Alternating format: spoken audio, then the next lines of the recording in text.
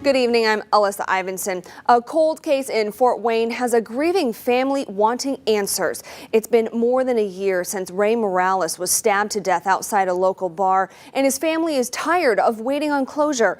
News Channel 15's Aaron Rogers sat down with them today. They share their frustrations in tonight's top story.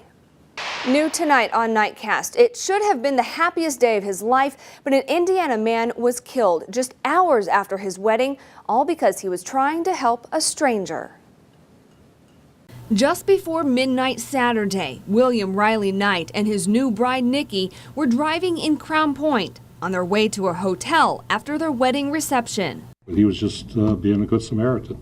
Unfortunately, it cost him his life. Nikki told the Chicago Sun-Times her husband of only 7 hours said they had to stop. It was late and a stranded woman needed help.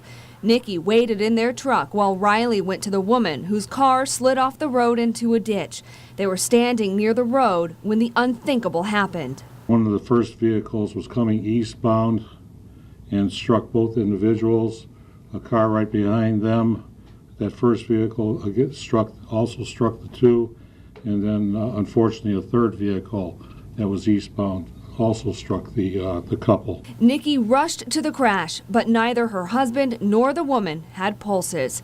She says, quote, "I went from being a newlywed to a widow in less than 48 hours, the highest high to the lowest low. It's a blur." He would stop and help anybody in any way, shape, or form. Angie Lowe's known Riley since 6th grade. He's an amateur actor who loved community theater, loved the armed forces, and loved his new bride. The wedding was the best night anyone could have, or the best last night anyone could have spent.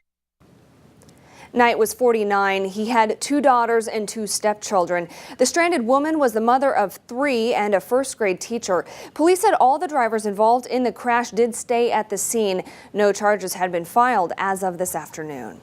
If you live in Fort Wayne and you're still snowed in, help is coming. City crews moved into neighborhoods today. The Fort Wayne Street Department says the goal is to complete all residential streets by tomorrow night. They also want to remind you to park off the street so the plows have a wider path. Well, there actually is more snow in the forecast, but don't worry, it's not quite another storm like this last one. Meteorologist Jesse Huila has the details. Nowhere near it. Okay, good. Just some light snow tomorrow night, which will time out in the full forecast. Thank you, Jesse. Indiana State Police want to warn Hoosiers about fraudulent phone calls. Someone posing as an officer has been calling people and threatening to arrest the victim if they don't pay a fine or for a made-up crime or debt. The caller usually has some sort of personal information, so they seem more legitimate. Always double-check if you get a similar call before sending any money or giving out any other information. Coming up, Nelson Mandela is laid to rest. And out with the old and in with the new. Light bulbs, that is. We'll explain a law about to kick in when your #1 weekend news continues. Veteran actor Peter O'Toole died today at a London hospital at age 81. O'Toole is best known for his role in Lawrence of Arabia. He's been long regarded as one of the world's greatest actors. O'Toole earned 8 Academy Award nominations, setting a record for the most nods without ever winning. Then in 2003, the Academy gave him an honorary award. The actor's death follows a long illness. After 10 days of mourning, South Africans said their final farewell to Nelson Mandela. Thousands attended the funeral for the man who spent 27 years in prison and then later became the country's first black president. Keeping with tribal tradition, Mandela was buried when the sun was highest in the sky. The rate of inaccuracies on the government healthcare website is going down, but federal analysis shows about 15,000 sign-up forms were never sent to insurance companies.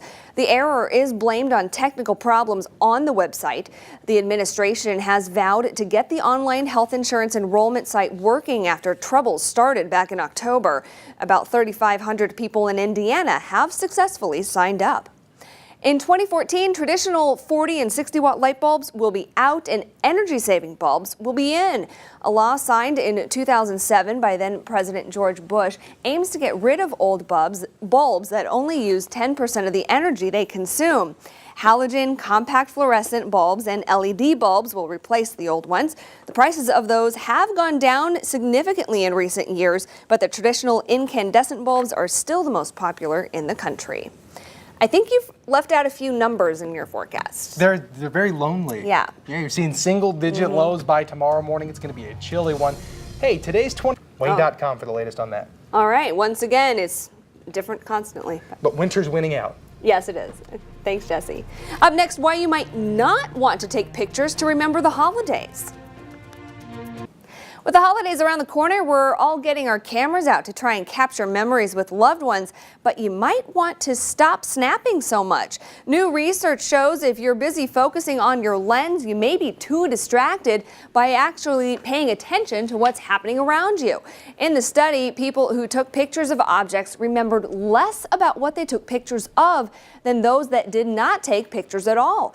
Experts say put down the camera more and enjoy the moment. And they're right. My brother's graduation from pharmacy school, I had the camera the whole time. I missed enjoying the moment. With the amount of time that I spend looking into a lens, it's a wonder that I can talk about anything that we ever show on this show, because we're always looking into the lens. One of those stories is a pretty good one.